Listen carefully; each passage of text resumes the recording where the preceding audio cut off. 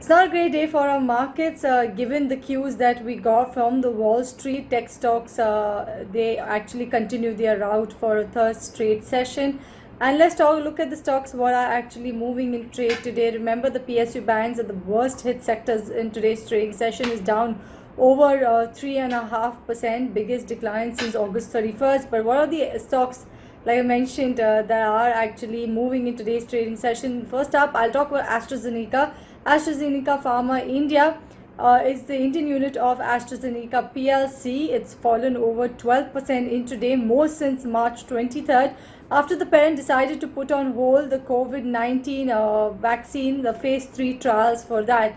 The parent AstraZeneca said that it has paused the global trials, including large late-stage trials of its experimental coronavirus vaccine because of an unexplained illness in a study participant.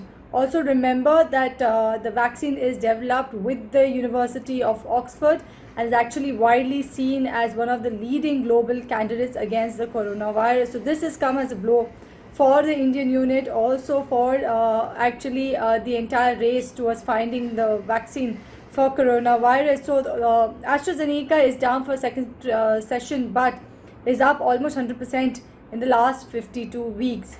Moving on, Bharat Dynamics, fourth day of decline coming in for the PSU missile making company. DIPAM secretary said that the government has decided to exercise a green shoe option of the OFS of the company to sell 5% additional stake. The stock has fallen about 19% in the last 5 trading sessions. Dishman Carbogen, the stock is locked at 5% lower circuit on back of the Q1 performance. The company actually reported a record loss of about 21.43 crore rupees versus a profit that it reported last year. The revenue also saw a decline. The Q1 margins dropped to 9.1% versus 23% for the same period last year. The stock is down for a third straight session.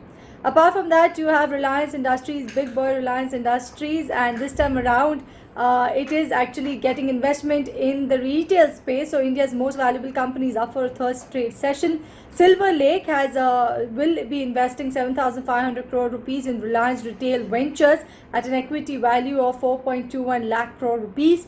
Silver Lake's investment will translate into 1.75% equity stake in Reliance Retail Ventures Limited on a fully diluted basis.